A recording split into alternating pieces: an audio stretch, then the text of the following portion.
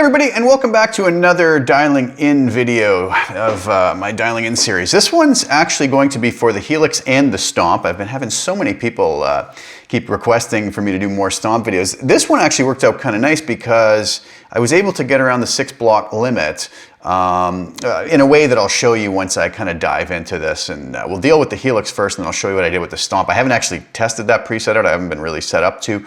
But there's such a subtle difference between them, I don't think it's going to make too much of a difference. And I'll show you how you can tweak it if you need to do so.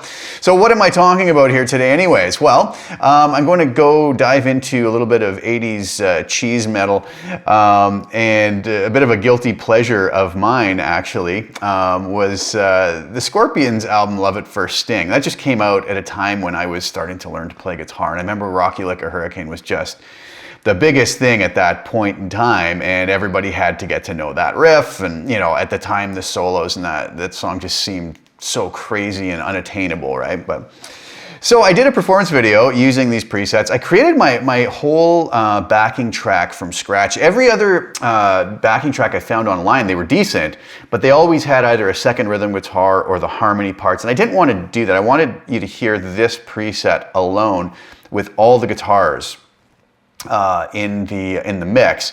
So what I have in the performance video is it starts off with the main riff, playing the rhythm preset. This is going to be a 2-snapshot preset, rhythm and lead. Very subtle difference between the two, a little bit of delay and a little bit more gain on the lead.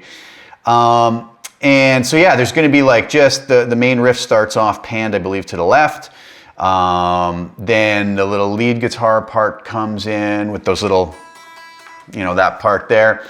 A harmony comes into that, and then a second rhythm guitar comes in. There's like 4 guitars going on at some points. 2 rhythm guitars panned left and right, and then slight pans on the lead and the lead harmony. Okay, anyways, enough of that. Go check out the performance video. You can hear what this sounds like. Totally, again, untouched in the mix. This is just what you hear. I used Superior Drummer 3 and IK Multimedia's Moto Bass to make the drum and bass backing tracks, but all you're hearing on that is this preset. So let's dive over to HX Edit and see what we have. So first I'm going to be dealing with the Helix. So very typical, you know, I started with my LA Studio Comp at the end. That's going to be on all my presets. Everybody who watches my videos knows that. Typical settings, peak reduction 5.5, gain at 5, mix at 100%. The EQ block really got used for nothing other than high and low cut. 100 hertz on the low cut, high cut at 12 kilohertz. Okay, so very simple, basic stuff.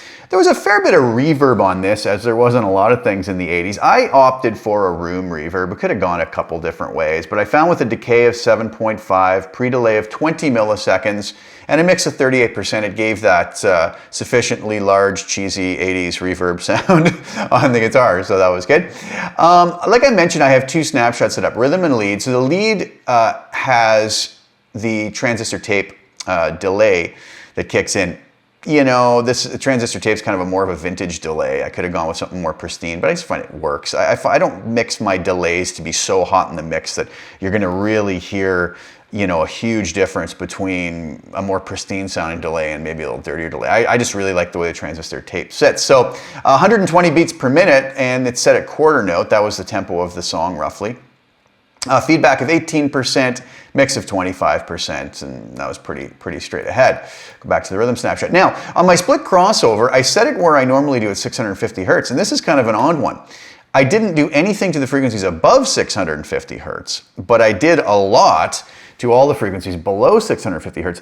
Until I dove into this tone, I didn't realize just how thin it is. It's really thin sounding. There's no bottom to this sound, or very little bottom to this sound. You know, it's funny, we listen to these songs so many times, they're on the radio, they get drilled into our head. We're not necessarily paying attention to the tones as much as just listening to the songs, you know? And so when you kind of put a more critical ear to the tones, you kind of go, wow, man, this is really different. There's all the low mids are out of it, and all the bottom is out of it. It's all that kind of high end. So what I did is I went minus, like I mentioned, minus 15 dB to all the frequencies below 650 hertz, and it worked. It worked out nicely. For the amp, I chose the Line 6 2204 mod. Seemed to get some good 80s tones out of that. For no other reason, I don't know what the Scorpions used on that album or those songs. I'm guessing maybe some Marshalls. Don't really care, to be honest with you. This worked out nicely. So my drive setting was at 6. for the rhythm guitar. Bass was way down to 0.5, probably could have even gone to 0 on that. Mids at 0, treble at 8.6, presence at 5.7, channel volume at 8.1, master at 7.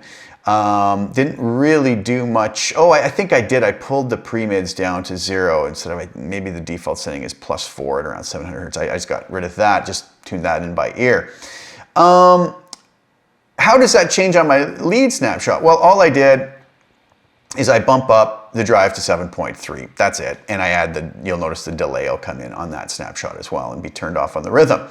The cab was a 412 Greenback 25. It's very much my go-to cab for a lot of sounds. I just really like the way that sounds as far as the stock cabs go. The mic was a 57 dynamic. Wasn't gonna go ribbon mic on this. It doesn't have that tonality at all with the lacking of the bottom end and the sizzle on the top. Kept that at a distance of 1 inch. Okay, so before I play anything for you, let me just show you what I did to the Stomp version of this. Because look, if we look, we have 1, 2, 3, 4, 5, 6, what do we have? 1, 2, 3, 4, 5, 6, 7, 8 blocks, right? That's obviously not going to work. So what I did is I amalgamated the amp and the cab together and I got rid of the EQ block. And the reason I got rid of the EQ block is it was just being used for low and high cuts. So where's my Stomp HX? Here it is. Okay, so here's the preset. I'm not hooked up to play it through this. You're going to be hearing just the Helix floor one. But what I did is I amalgamated the amp and cab, so I still have that 412 Greenback. But what I did to get rid of the EQ is I put my high and low cuts on the cab block. Low cut of 100 hertz, and I went down to 10 kilohertz because I know these are not quite as dramatic a drop off as the EQ blocks are. So I went a little lower. So I haven't tested this, but if you guys download and find that it's missing a little bit too much sizzle, just roll this up to 11 or 12, whatever you want, or maybe you want a little less, roll that around, okay? But that's how I got around that workaround. All of this is the same, split crossover at 650 hertz, nothing above that, -15 below that. The delay will come on snapshot 2, right, as will the boost on the gain. All right, reverb settings are the same and the dynamics process is the same. So I was able to amalgamate the amp and the cab block, and I was able to get rid of the EQ block by just going into the cab and using the high cuts and low cuts there. So I will have those all up on Custom Tone, okay, for you guys for both Stomp and Helix. So how does this sound? Well, let's take a listen to the rhythm preset, or sorry, snapshot.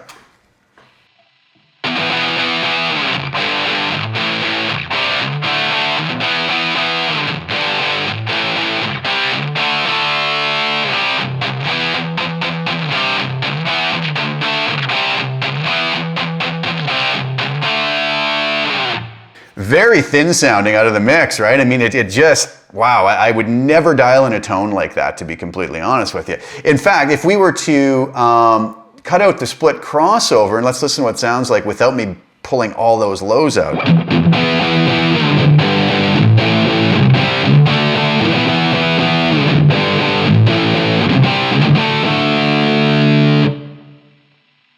Put those back in.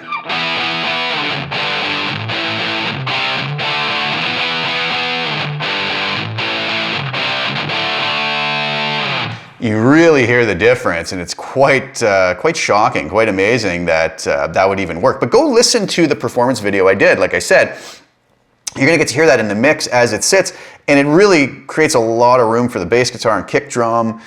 You know, those cut right through, and it just worked. And again, I'm not saying this is an identical sound to what the Scorpions have, but it is pretty close.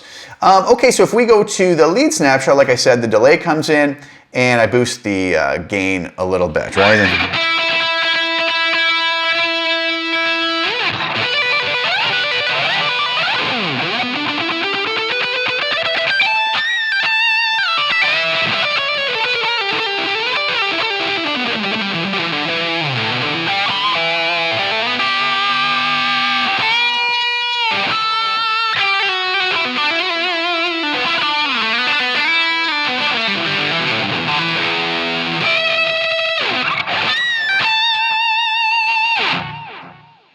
So again, works nicely. Probably worked for a lot of old cheesy 80s stuff, right?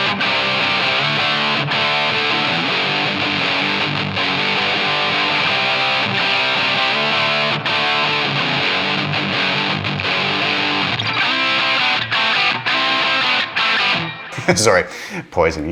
Anyways, that just popped into my head. So this would work probably for a lot of that. And anyways, it's a very specific tone. Again, go listen to the performance video, hear how it sounds in the mix. And I thought it was kind of neat. It was fun. I like doing these ones that are tones that I probably normally wouldn't dial anything in even close to them. But so for anybody who wants to, you know, dive into the old cheesy 80s tones, this one might work for you. So these will be up on Custom Tone. I hope you guys liked it. I was playing for my Pacifica 611, which has a Seymour Duncan TB15, I believe, or was it Custom 5, TB15, TB14, I don't know. I can't remember the exact model of it, but works nicely. So hopefully you guys enjoyed that, a little bit different today. Like I said, those patches will be up on Custom Tone by the time this video goes up. Please go watch the performance video. Thank you guys so much for tuning in, as always. Really appreciate all the kind words in the comments that you guys always leave me, and I always try my best to get back to them. It's getting a little bit crazy lately with the volume of them, but I always do my best. Don't be upset if I don't get back to you, if one slips through the cracks. So I do try my best. So please like the video, share it if you don't mind, subscribe to the channel if you haven't already, spread the word about the channel if you don't mind. I appreciate that, and I will be back soon with some more content. Thank you guys so much for tuning in, and ciao for now.